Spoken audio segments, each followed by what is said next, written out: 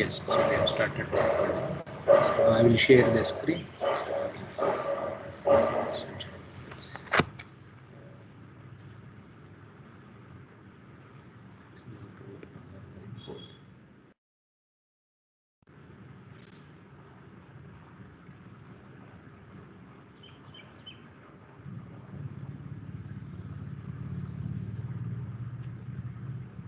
Okay, so now let us start our discussion.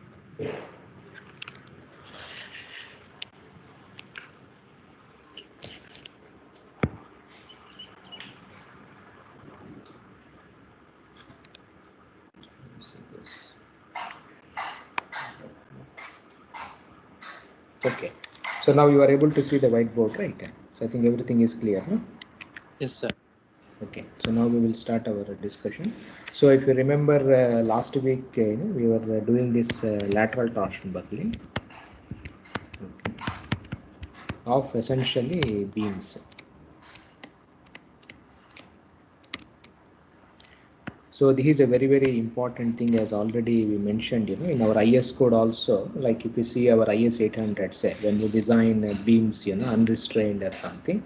So there are some formulas have been given. Okay, so how these formulas have been derived, that's what we were discussing in our last class. Okay, so if you remember, the fundamental equations we have derived from calculus of variations. So, because directly it's not, it's very difficult to derive these equations. So the equations are, as you remember, EIY. So U, the fourth order, this one. So minus d square by dz square. Okay. So mbx into phi is equal to 0. So similarly, you have other equation also. So this equation was more general. We derived in the last class. Okay. So d square by dz square.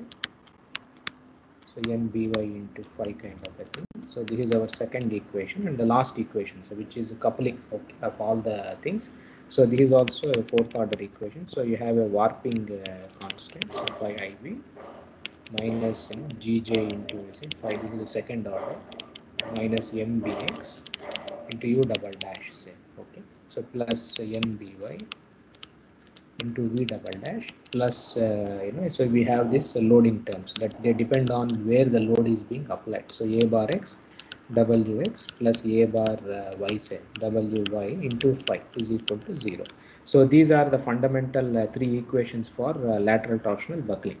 So now a bar and a bar y, say last class we already seen. So this represent where the load is being applied. Okay, so load is applied, so they indicate these points. So suppose if load is applied at the centroid, say.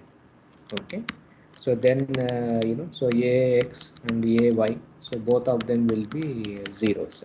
So whether you are applying at the top flange, or at the bottom flange. Okay, so this is taken care in this fashion. So previous class we have said, so if you're having any I-beam, say I-beam or anything, so you can apply load at the top or at the centroid, or you can load up the bottom flange also. Okay, so now we have seen that this is more dangerous, so this is more stable kind of a thing. So this is more dangerous. Okay, so now this is something like a neutral. So this a bar x, a bar y, say. So they indicate, you see, the application of this load itself. Okay, so these are the fundamental equations which we derived in our last class from variational principles. Okay. So this is how we have derived in our last class. Okay. So now if the loads are applied at the centroid, then these expressions, there are no need you followed, right, to use in our calculation. So only you will be writing in terms of bending moments itself. Now generally this is for biaxial also. So that includes biaxial you followed, right. So biaxial also is included.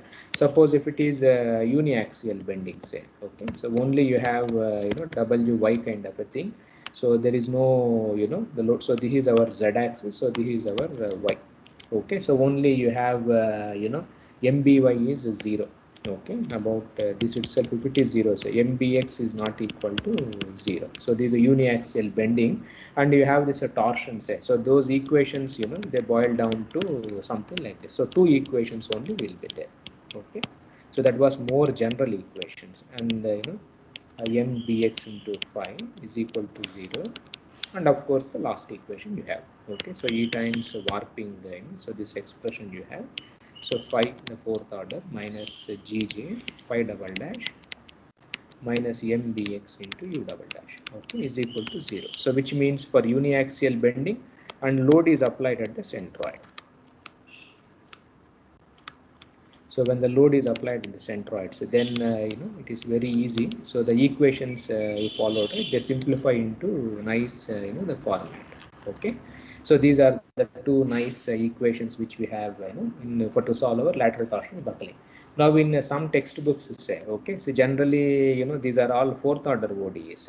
So some textbooks, what they do is they write in terms of second order ODEs also. So essentially Russian textbooks, they do like this fashion. So where what you do is you integrate these equations, say by 2 times. Okay, so integrate those above equations twice. Okay, so generally we always for bending one diagrams or for deflections we use second order ODE. So if you want integrate these two for so the first equation by you followed, right, the 2 times, okay, by twice, sorry, this integrate the above the bending moment equation only, that bending equation by twice 2 times. So then you can write this expression as so eiy, so u double dash, so you have my plus in mbx into phi, so this goes away. Okay, so this derivative goes away, so you can write this as some az plus b kind of a thing where a and b are constants, and then now you integrate this second equation, so once. Okay, so the second integrate the second equation is by once, okay, with respect to z. So then you will you can some textbooks they write like this. So E warping, okay, so phi triple dash minus gj phi dash. So this expression has to be done integration by parts. Okay, so this here also you will have an integral here with respect to z dz. So this entire quantity, so you integrate by parts. Okay, so and then if you simplify nicely, so after integrating that by parts and then you do that one, so you can write this expression as nbx u dash minus nb dash x u plus 0 to l mb double dash nbx double dash u into dz is equal to c. Okay, so this is how in some textbooks is essentially, if you see this Timoshenko book and others, they write, they use instead of the fourth order equations, they use this second order equation and a b and c. Okay, so they all depend on the your boundary conditions. Okay, so you have to evaluate. So sometimes in some textbooks you can directly start with fourth order ODE, or you can start with the second order ODE also. So whichever is convenient, we can use it in the practice. Okay,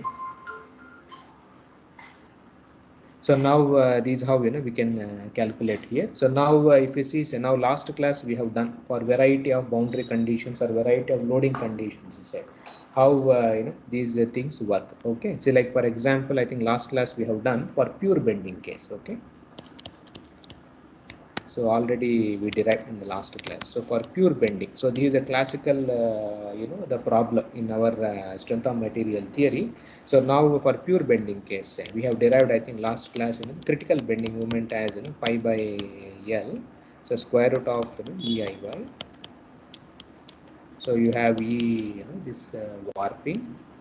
Okay, so pi square by l square plus gj. So this is expression we derived for the critical bending moment in the last class. So now you can compare this expression with that given in IS 800. Say you can see both of them are exactly similar. So in IS 800, generally when you study, say you don't know this derivation. Okay, without knowing the derivation you would have used, but now you should be able to how this formula has been derived in our IS 800 through this derivation. So this is a critical bending moment to arrest this for the bending, sorry, for buckling. Okay, that is that the beam is at neutral equilibrium kind of a thing. And then when we had the uniformly distributed load also we solved. Okay, so I think we took this problem also. So when there is a UDL, okay, so Wx is so I think Wy is the load or whatever we have seen, and then we have written also. So that is Eiy. So the fourth order ODE plus Wy by 2 z into L minus z. So phi double dash is equal to 0, and we have Eiy, E warping. Okay, so this expression is there, the warping expression. So phi fourth order plus we had minus Gj into phi double dash plus Wy by 2 z into L minus z into U double dash. Okay, so this expression you followed, right? So this way I think this entire is the derivative. Okay, so this expression also, the here what we said was the only problem was these are all ODEs with varying coefficients. Okay, so that is the only problem we have when you want to solve for these type of problems. Okay, so because the coefficient itself is varying with respect to z cell, so it is difficult to solve these type of ODEs in a closed form. So generally one can use this infinite series representation. Okay, this type of solutions you can use, like for example we can write phi as some type of a Fourier series kind of a thing. So now this is power series expansions. Okay, so x to the power of n, so n is equal to 1 to you followed it. So these type of things you can use, and then you followed it, you can get this type of solutions for these type of problems. So now finally I think last class also we wrote, so W the critical buckling load, so Wy into L, so the critical load. So this is given by some gamma 1 Eiy into Gj by L square. Okay, so this is how we get our buckling loads, and your gamma 1 say, so this is some constant kind of a thing, so it depends on your m. So this is a new number, so m, so Gj into L square by E into warping. So it is basically between the ratio of torsional stiffness to this warping stiffness. So you have this m, so this gamma 1 is nothing but function of m. So in Timoshenko book, he has given these type of numbers. I will just write for one thing. So load, where the load is applied, and then like this is the top flange, you see. Then this is at the centroid, and the bottom flange. So three things he gives in this in the textbook. Okay. So he has given this analytical solution. So now for m, if it is 0.4 say, okay, so this is something like 92.1, this is the value of gamma 1, then 144.2, then 206 is 0.0. So like that, you see, you can get several of these values for variety of m's. So like for example, if m is 512, say I am writing the other end, so this is 26.9, then 28.6, then we have 30.5. So these are our the values. So now you can see now what is the most important observation here. You can see now when the load is applied at the bottom flange, you say, okay, so now which one will give you the maximum value of Wy into L into Cr, the where is the highest the buckling load. So if you see this one, so if the same load, if it is applied at the top flange, say, okay, so we already said, right, so if it is applied at the top flange, it is 92.1. Suppose if it is applied at the centroids, it is 144.2. Now the load is applied at the bottom, so it is 206.0. So now so this gamma 1 anyway is a multiplying factor here. So when the load is applied at the bottom flange, say, obviously to buckle that type of a beam, you require large amount of load itself. Okay, so that is how you can interpret this table itself. So this is a very important thing which is available in I think Timoshenko you followed, right? In this book he has given these numbers itself, and I think later on many other codes also they have incorporated these numbers. So now this is for the UDL. Okay, so now in a similar thing, say one can also find out for concentrated load also. Okay, so if you have a concentrated load, simply supported beam subjected to concentrated load at the midspan. Okay, so here also if you try to write the equations of motion, say, okay, so here the bending moment will be mx of whatever this one, so this will be pz by 2 for this case. So your equation of equilibrium, say, you can write this as u the fourth order plus p by 2 z into say phi dash is equal to 0, the other equation set. So you are having this warping coefficient here, so fourth order minus gj, the second order equation, this one, plus So P by 2 into Z into U double dash is equal to 0. So this is our equation of equilibrium for a concentrated load. Okay, you just using the bending moment. So now here also these are all once again the same problem comes. So this is also a ODE with varying coefficients. Okay, so this also you cannot find a closed form solution kind of a thing. So once again you have to use infinite a series solutions. Okay, so these type of solutions you have to use, and then you can get the solution. So for this also the critical buckling loads at PCR. Okay, so this is also some gamma 2 you can write in the same format. So EIY, then you have this GJ by L square.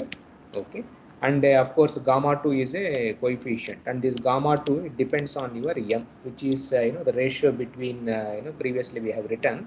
So that is your torsional rigidity towards the warping rigidity. Okay, so this is your M. So the gamma 2 is a coefficient. So now in a similar format, say whatever load, suppose if you are having a fixed beam. Okay, so if you're having a fixed beam subjected to UDL, so now for this beam also you write equation of motion, you solve say by an infinite series kind of a solution. So finally for all the problems, say the thing is the critical load you can write in terms of the formula remains the same. Okay, so EIY into GJ by L square. Only thing is this multiplying factor it is different, and this depends on your function of M actually.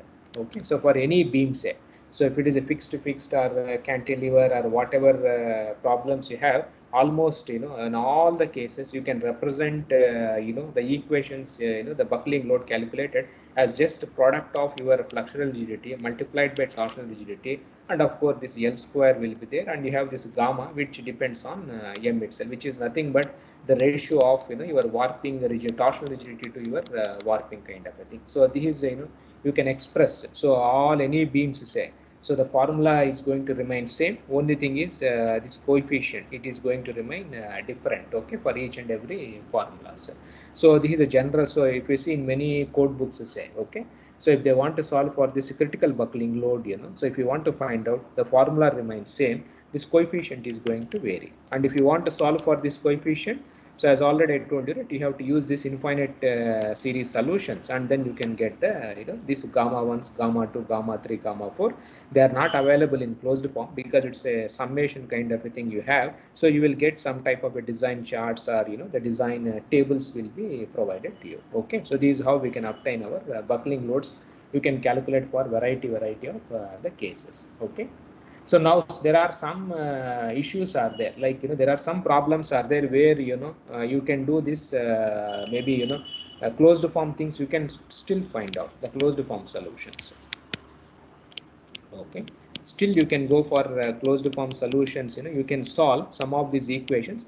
The only that you can solve it, the only way is like this. See, as already I told you, right? So these equations, what is happening is so you have all the equations, one fourth order for you and fourth order for this one. So suppose this is the equation for twist actually. Okay, so this is also a fourth order ODE. You see, we are having for the twist also.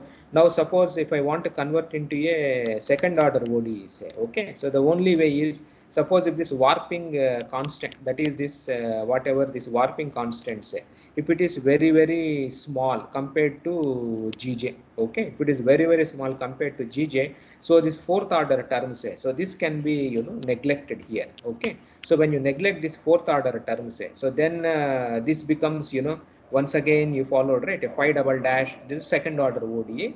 Now this equation also, so this equation can be used, you can relate u and phi through this equation, and then you can solve, you can substitute, instead of u, say, you can substitute phi itself. You can derive a nice equation for this phi itself. You may be able to get a closed form solution also. Okay, we will not go into the details. I will just show you, you followed, right? So just this I will just show you.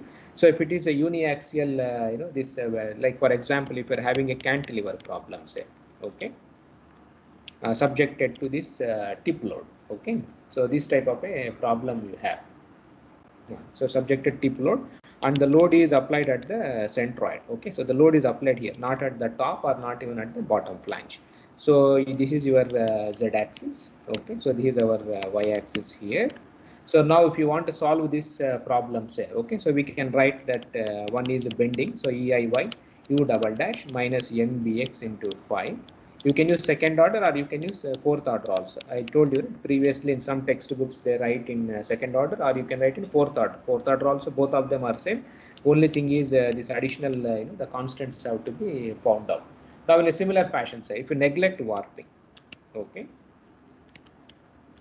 So if you can neglect warping, so what happens? Your fourth order ODE becomes, you can neglect that fourth order thing.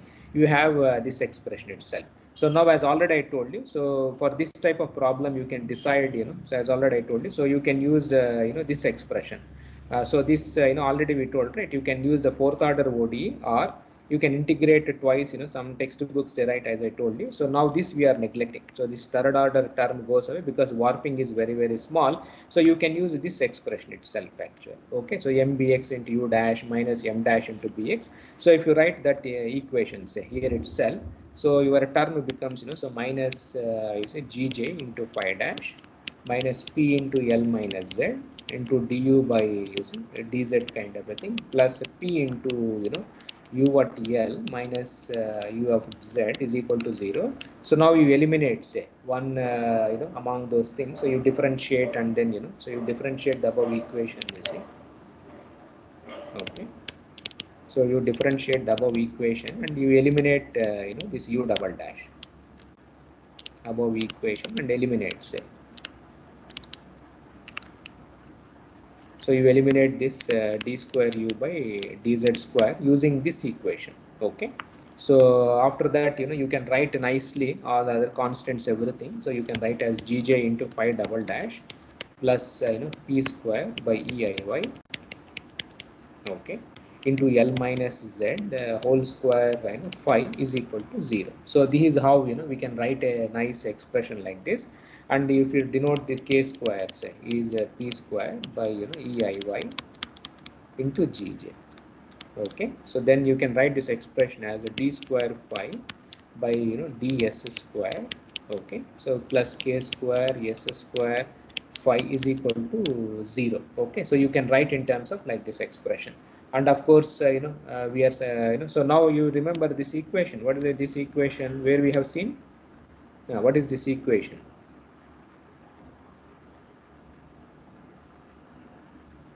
See, previously we have seen this equation. So now s also is l minus z. Okay, this is also a new variable if you introduce it. Okay.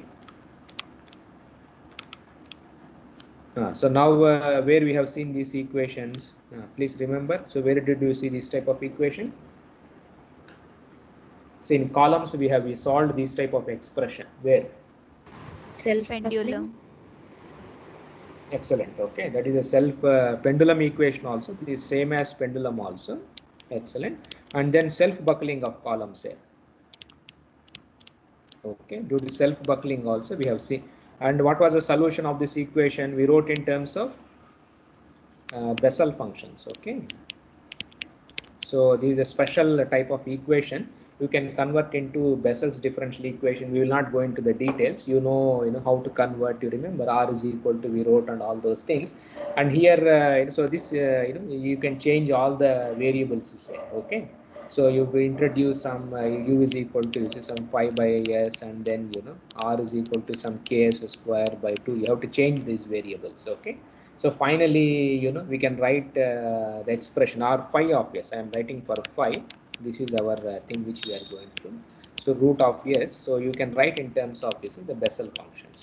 J1 by 4, k by 2 into s square plus a2 minus 1 by 3. So k s square by 2. Okay. So you can write in terms of Bessel functions. So you remember, so like here also you see the Bessel's equations comes into picture. So these also 1 by 4. I'm sorry, these are not 1 by 3, 1 by 4. So now in the self buckling, say, our Bessel functions was, I think 1 by 3 kind of a thing we had actually. Okay, so now we are having, you see, 1 by 4, this type of a Bessel function. So now so you can use the boundary conditions and you can find out, you see, the buckling load. Okay, so so you have to use the boundary conditions like, you see, phi is equal to 0 at s is equal to l, Okay, at the built-in end, you can apply. So d phi by ds is equal to 0, at s is equal to 0. There is a free end. Okay, so suppose if you take this as a fixed end, say.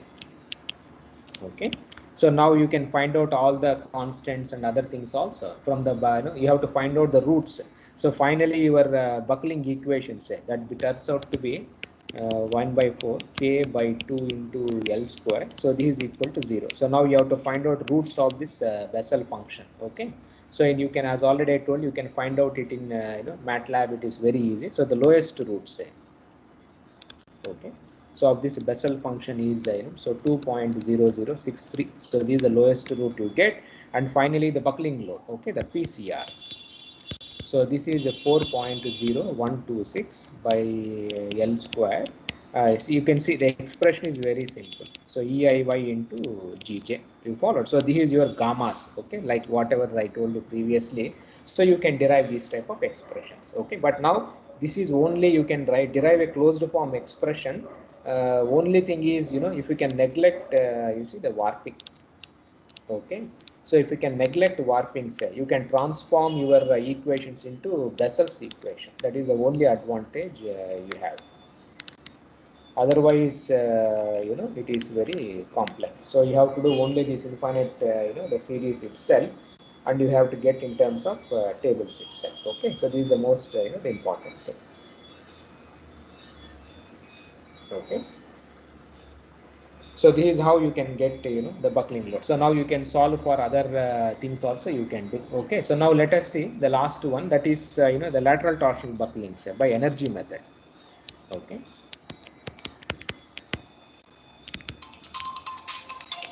so let us see this by the energy method. Okay, so how we can get the solutions. So which means we are not interested to derive the equation of motion. We want directly the solution itself. Okay, we will assume mode shapes. Previously we have discussed it, right? We can see. So now let us see this problem. So you are having an I section. Okay, so you are having an I section. So it is a beam here. Okay, which is subjected to pure bending. Okay, so it is a pure bending case. Okay, so you have a I section beam itself. So so this is how the beam is like. So this is our beam.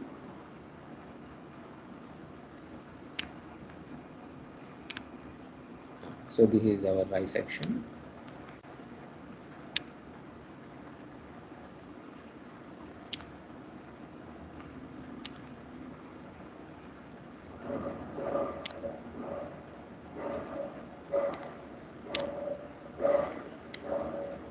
Okay, so this is an I beam which you are having here. So now so this beam is subjected to so if you take this as your Z axis, okay, and this is our the Y axis.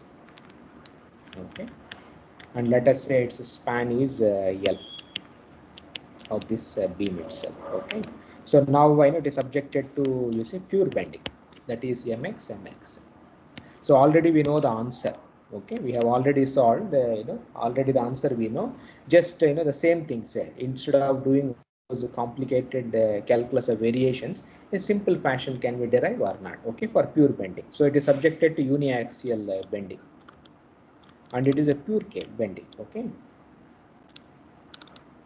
so now how to obtain, we followed it by our energy method. So now, as already we told, so now your I section, so the cross section is like this.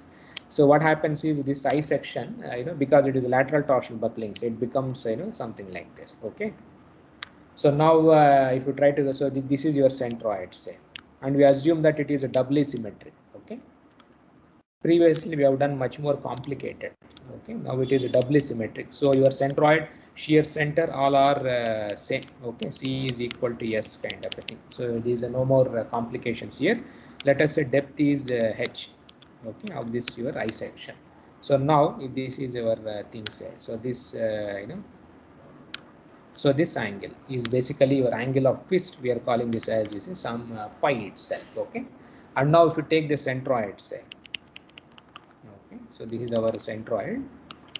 So now let us say this centroid, say, so this distance is u.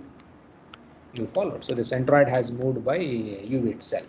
Now you can even find out, you see, the top flange. Okay, so if you see this portion now, so this is a top flange, how much it has moved also you can calculate. Now in a similar fashion, say this centroid.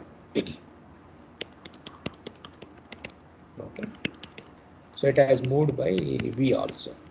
Okay, so these are the displacements. So you can see, so your centroid, say, so u is in the x direction, v is in vertical direction, and you are having this angle of twist also, that is your phi.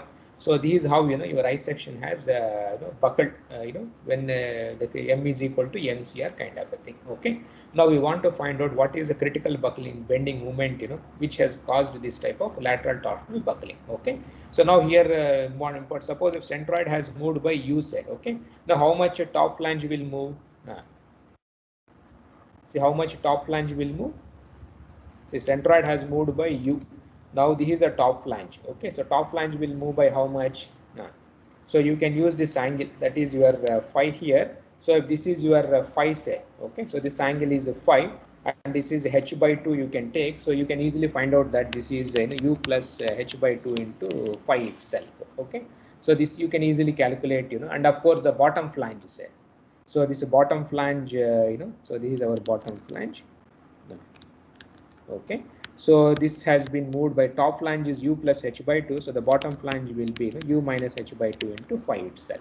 So this also you can easily you follow it, make out from this figure. Okay, and now to calculate you see the energies. So now we have two energies are there. One is a strain energy.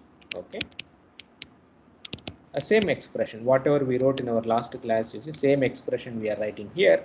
So the strain energy used as a half 0 to L, so EIY u double dash whole square into dz plus half so 0 to L, so GJ, okay, into phi dash square into dz plus half 0 to L, so warping coefficient. Okay, so this warping term also is there, so phi double dash whole square dz. Okay, so we are not interested in v, because v is basically it is caused due to bending, as already I told you, right? When bending moment is very small, say, compared to your critical bending moment, so you will have only the beam is going to deflect only in the vertical direction. But when m is equal to mcr, okay, then what happens is it will go in lateral direction, that is u comes into picture, and then phi comes into picture. So to find out our buckling load, say, we don't consider this the v at all actually. Okay, this bending energy,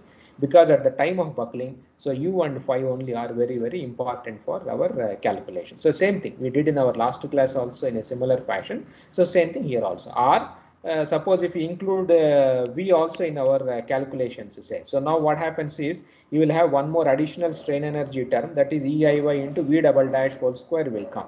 Now when you calculate the work done by the load, say, so when you done by the load, so there also you remember previously work done by the load means the load has moved by a u direction, v direction, then phi also, there we have to include all those terms itself. So we are neglecting this thing from our whole derivations itself. Okay, so this is our strain energy. So now we have to find out, you see, the work done by the movement. Okay, so work done by, now here there is no load, you are having only a pure bending, that is you are having only the movement. Okay, so if you try to draw this diagram also, so if this is our beam. Okay, so this is our original the undeformed shape, you can say. Okay, so this is your mx, and this is our mx, so undeformed shape. Okay, of our beam. So now because of this buckling, say, okay, so what happens is this is a lateral buckling, this is not bending of the beam. Okay, so the bottom flange because it is in tension, say, okay, the bottom flange will not deflect that much as compared to the top flange. So this is how this is going to buckle. You followed. So this is how the top flange is going to buckle. Okay, so let me draw properly. So if I draw it nicely, so these are undeformed shape. Okay, so now so the top flange, say, it has moved like this. Okay, So this is anyway, depth is h, okay, of your I section. So because of this top flange compression, bottom flange is in tension, so top flange movement will be more compared to the bottom flange. So let us say, so this is our top flange, say this is a top flange as deflected by delta t. So let us, this bottom flange is deflected by, you see, delta b. Because of symmetry, say this side you followed, right, it will be same actually. So delta b, and here also you have delta t kind of a thing. Okay, so this is how you understand. So how this beam is going to buckle kind of thing in lateral direction. So now we want to calculate work done by the movement actually. Okay, so now work done by the movement, if you want to calculate, so movement means it has to cause this rotation itself. Okay, so this angle, say, so here you followed it. So this is theta. Okay, the theta this side and theta this side itself. So now, so this theta will be, so this rotation theta will be is given by delta t minus bottom flange by h actually. Okay, so you can find out. So now work done by your movement, say. Okay, so work done by the movement.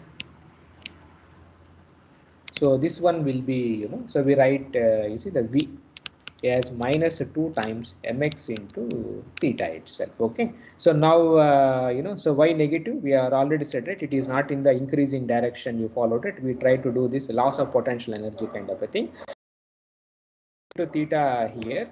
Okay, here also you have mx into theta, that's why you see, so this 2 comes into picture, so this side as well as this side itself. Now this is an assumption we are doing. Suppose if you fix the one end and free at the other end, say, then you can calculate, that also you can try to calculate by this one. So this assuming symmetry, so we are assuming a small section, and then so this is how the deflections, the lateral torsional buckling is going to happen, and this is our thetas. Okay, so Sir, now what is mx theta? Could you repeat once again? mx theta, no, mx theta is the work done. See, this is a movement into rotation. What is movement into rotation? No, see, that is like a work done. See, for load, say, we write load into deflection, right? P into delta. So for movement, it is movement into rotation, thing work done only. Okay. Is it clear? Yes, sir. Now, mx is nothing but bending moment in x direction. Okay. Maybe I think. I thought theta was subscript actually. So No. Sorry. Theta is a rotation. Okay. That was okay. Mx into theta. X is a subscript. Okay. yes, sir. So this is just work done only. P times delta we write. Now we are writing m into theta itself. So now to calculate this theta, so you should know delta t, you should know delta b itself. How much top flange has gone, how much bottom flange has gone. Okay, so this has to be calculated. And you all know, right, how to calculate this for columns we have already seen actually. Okay. You remember, no, that Taylor series you followed, right, that induction and all those things we have done. So it is basically 1 by 4 times, because why 1 by 4? Because here also you have, here also you have. Okay, so otherwise it is 1 by 2. So 0 to L, so U dash, so this is a deflection dz, and delta b, say, so this also is same, 1 by 4, 0 to L, so U dash b whole square dz. I hope all of you remember, right, that formula. You remember the work done by the load, for a column we have already done previously. Like this, say, the column becomes like this. So to calculate this, delta b or something. So you remember what is that expression? The p by 2, you remember, right? One expression was there. Let me just write. So same expression itself we are using here.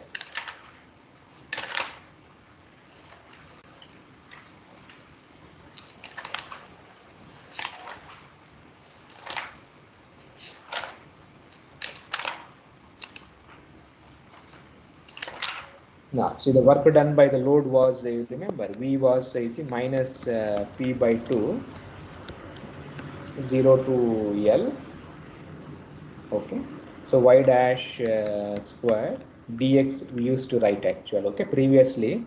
Now here the same expression we have used here also, but here y delta to 1 by 4, why it has come is because we are writing you followed. So this is our beam say. So we are doing like this actually. Okay, because that is why it has got partition.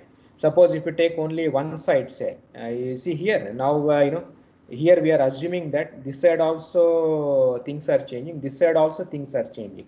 Suppose if you assume that only one side only things are changing, say, so then this becomes 1 by 2 here, then automatically this 2 gets cancelled, more or less same kind of a thing, you will get the same answer. Okay, so this expression is same as whatever we did previously itself. Okay, through the energy method. So y dash square here, but now here we are writing in terms of the u dash. Okay, so this is the only difference between these two. Okay, and now you substitute, say, so already we have said ut is u plus h by 2 into phi, the top flange displacement, and the bottom flange displacement is u minus h by 2 into phi.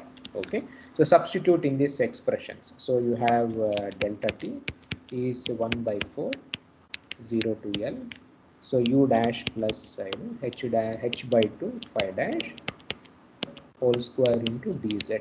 Okay, and your delta b, that is the bottom flange. Okay, so this also will be 1 by 4 0 to L, so u dash minus h by 2 phi dash is whole square dz. So these were the bottom flange. So now you followed it. So now you substitute, say, so 7 point this, these two, this one, these two, and then finally into theta. Okay, so theta is nothing but we have said, right, so delta t minus delta b by h itself. So you substitute, say, okay, and then you do all those the calculations here. So theta turns out to be half. Okay, so 0 to L, so u dash phi dash. Okay, so nicely the expression turns out to be like this. Okay, after doing all those you have to expand in terms of that series, and then and you neglect some higher order terms, and then you do that algebra, you will get like this. And finally the work done by our moment. So 2 also gets cancelled, 2 times mx into theta. So this 2 also gets cancelled. So finally we have mx 0 to L, so u dash into phi dash dz. So this is how the total work done by our movement also comes. So now it comes the total energy, say, so u plus v. So you substitute everything. Okay, so we have half 0 to L eiy u double dash square dz plus half 0 to L, so gj phi dash square dz plus half. We have this warping also. This is another headache for us. So the warping function, and your phi double dash square dz minus mx 0 to L. So you have u dash and phi dash dz. Okay, so this is our total work done. Okay, now if you want to find out equations of motion, say, for this problem, what you have to do? Suppose if you are interested in finding not the solution, but I want to find out equation of motion or equation of equilibrium for this problem. What we should do? If I want to find out equation of equilibrium, say, how do we find out from this expression? Minimize the potential energy. With respect to what? We write u as some u delta plus neta times something. No, not u delta. See, we want to find out equation of equilibrium. I am not interested in finding the solution. Okay. See, how did we get the equation of equilibrium previously, like last class or previous classes? We wrote this energy expression, say. Okay. So now you remember we wrote the Euler-Lagrange equations. You remember, right? So here also you can write Euler-Lagrange equations. But here, how many terms are there? You have only u and you have only phi. There is no v at all. So now you can derive your Euler-Lagrange equations. Okay, and if you write the Euler-Lagrange equations, you will get equations of equilibrium. Okay, but they will be same as whatever we wrote previously, right? In the starting, I think our starting class we have written. See, these are the Euler-Lagrange equations actually. Okay, so if you try to do that Euler-Lagrange thing, so and then you that calculus of variational calculus approach, say, you will get these expressions only. Okay, so if you want to do that, you can do that also. But if you are not interested in the equation of equilibrium, then you just want to find out the solution itself, then no need to do all those the calculations itself. and you can derive. Okay, so previous class we derived the equations of equilibrium by variational principles, that is by your Euler-Lagrange. You remember, right? Euler-Lagrange equations we wrote in our last class. Okay, see, we wrote so this energy is also a expression. So your pi you can write as some function. So what are terms are there here? So you have u double dash so you have u double dash, then you have u dash, then phi double dash, then phi dash. Okay, so these are the terms which are in this expression. Okay, so dz, so this is your energy expression. Say now if I want to derive equation of equilibrium, okay, so what I should do is I have to do dou f by dou u. So these are the classical equations from the variational calculus. Dou by dou z, dou f by dou u dash, d square by dz square, dou f by dou u double dash. Okay, so this is one equation. There is no v here. So now you are having dou f by dou phi kind of a thing minus d by dz, dou f by dou phi dash plus d square by dz square, dou f by dou phi double dash. Okay, so these are the Euler-Lagrange equations. So if you solve this Euler-Lagrange equations, you will get equations of equilibrium for this buckling of a beam due to pure bending moment, which is same as what we did previously itself. I am just if you are interested, say, okay, whether you will get the same equation of more equilibrium here when you compare to the previous case, you can just try. Okay, so you should get the same equations whatever we derived in the previous class. Okay, so now as already I told, but here we are not interested to find out the equations of equilibrium. Okay, so we want to find out directly the answer itself. Say, okay, that Rayleigh-Ridge method we discussed it previously. And what we should do, if you want, we are not interested in equations of equilibrium, we want to find out this critical bending moment itself. Actually, the answer we are interested. So what you should do? You have to assume a solution and then substitute. Excellent. So assume, you have to assume some proper buckled shapes. You followed. So the eigenvector has to be assumed. Okay. So now for this problem, what you will assume? So you are having two things. One is u, other one is phi. What type of shapes you are going to assume? For this type of a problem, if it is simply supported, say. Even for warping also, even for displacement also, simply supported. Say. What is the function? A sine A sine phi z by phi z. yeah, that's it. Yes. Okay. Excellent. So B sine pi z by L actually. So these are our buckling mode shapes. So now you substitute. So u and phi in these expressions, you can get a the easy expression. But here in this problem, what happens is u and phi are the interlinked kind of a thing. You have seen, right? U and phi are interlinked kind of a thing we have because of this coupling thing. You can relate these two, or you can directly do also. So substitute, say. So you substitute u and b. Sorry, u and phi and phi, say, in energy, in total energy. Okay, and you minimize. Okay, so and minimize with respect to A and B. Okay, so dou phi by follow dou A is equal to 0, then dou phi by dou B is equal to 0. So you will get finally the solution. So the determinant of a matrix you will have you followed, right, like this, and the determinant of the matrix is say, okay, so we'll give you the solution. So this problem the finally you see that it turns out to be the whatever that expression you have, right, the characteristic equation, it turns out to be like this. So Gj by L pi square plus E times warping is there here, pi to the power of 4 by L cube minus mx square L by Eiy, because it's a 2D, 2 times is two roots you will have for this determinant. So the quadratic equation you will get. So this is your characteristic equation. You followed for this problem. So you solve this, you have to solve for mx square. So finally you have mx is equal to the critical buckling moment is plus or minus pi by L. So both the roots are same, only sign change, Eiy.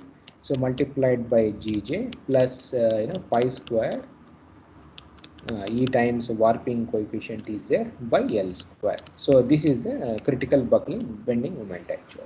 Okay, for your beam to buckle. So you can compare this equation is same as Exactly what we got from the analyzing the equations itself. See why we got the exact answer? No. See this expression. See if you see the, I think the starting class, right? I think yes, where we wrote.